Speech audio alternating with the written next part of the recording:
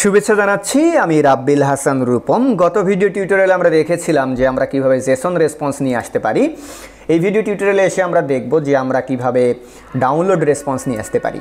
তো যখনই আপনি কোনো ফাইলের ডাউনলোড রেসপন্স নিয়ে আসবেন তখন ব্রাউজারে কিন্তু সেই ফাইলটা ডাউনলোড করার জন্য একটা ডাউনলোড পপ আপ হবে।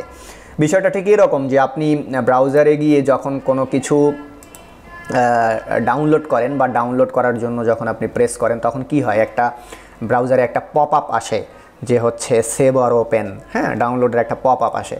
তো যখনই আমাদের রেসপন্স টাইপ হবে ডাউনলোড তখন কিন্তু ফাইল ডাউনলোডের জন্য ব্রাউজারে ওই পপ আপটা শো হবে।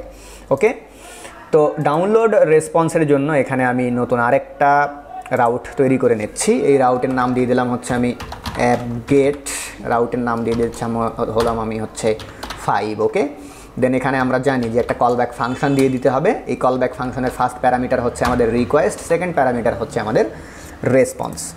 তো ফাইলকে ডাউনলোড করানোর জন্য আমি এখানে আমাদের যে প্র্যাকটিস অ্যাপ 1 নামে যে প্রজেক্টটা, এই প্রজেক্টের ভিতরে আপলোডস নামে একটা নতুন ফোল্ডার তৈরি করে নিয়েছি এবং এই ফোল্ডারের ভেতরে abc.jpg নামে একটা জেপিজি ফাইল নিয়ে নিয়েছি। আমি মূলত এই ফাইলটাতে আমি করব কি, একটা ডাউনলোড রেসপন্স দেব আমি এই ফাইলটাতে। ওকে, তো ডাউনলোড রেসপন্সের জন্য আপনাকে করতে হবে কি, আপনার যে রেসপন্স প্যারামিটার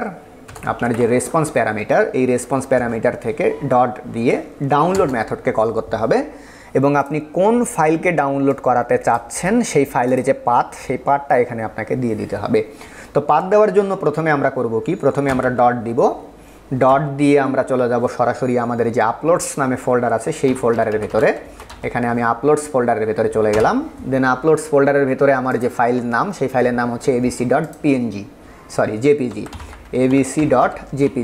তো এখানে আমি দিয়ে দিলাম abc.jpg। এখন যখনই আমার /5-এ কোনো গেট রিকোয়েস্ট আসবে তখন হবে কি, এখানে একটা ডাউনলোড রেসপন্স জেনারেট হবে। যে ডাউনলোড রেসপন্স করবে কি, আমার আপলোডস ফোল্ডারের ভেতরে গিয়ে abc.jpg নামে যে ফাইলটা আসবে সেই ফাইলটাকে সে নিয়ে আসবে। ওকে, তো এবার এটাকে দেখার জন্য আমি আবার এটাকে রান করছি node.index.js। ওকে, node.index.js এবং এটাকে আমি প্রথমে রিকোয়েস্ট করব হচ্ছে ব্রাউজার দিয়ে।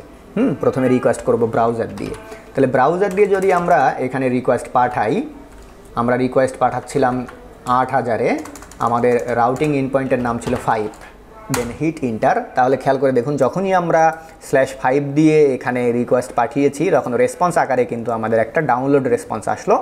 যে ডাউনলোড রেসপন্সটাকে যদি আমরা অ্যাকসেপ্ট করি তাহলে abc.jpg নামে যে ফাইল, সেই ফাইলটা কিন্তু আমাদের এখানে কি হয়ে গেল, খেয়াল করে দেখুন ফাইলটা ডাউনলোড হয়ে গেল। এখন এটা ব্রাউজার দিয়ে পাঠালাম, এ কারণে কিন্তু ডাউনলোডের যে পপ আপটা, সেই পপ আপটা ব্রাউজারে চলে আসলো।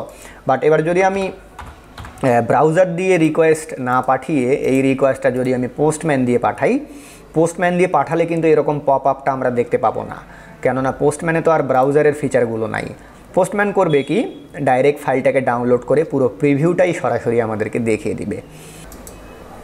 এখানে আমি /5 দিলাম, /5 দিয়ে আমার যে রিকোয়েস্টের মেথড, সেই মেথড হচ্ছে গেট দিয়ে আমি রিকোয়েস্ট সেন্ড করলাম। তাহলে খেয়াল করে দেখুন রেসপন্স আকারে কিন্তু এবার আমি ডাউনলোডের আর পপ আপটা পাচ্ছি না, এবার আমি সরাসরি ফাইলটাই পেয়ে যাচ্ছি, ফাইলের প্রিভিউটা পেয়ে যাচ্ছি। তো আশা করি আপনারা অবশ্যই বুঝতে পেরেছেন যে কিভাবে আমরা ডাউনলোড রেসপন্স নিয়ে আসব। ধন্যবাদ সবাইকে।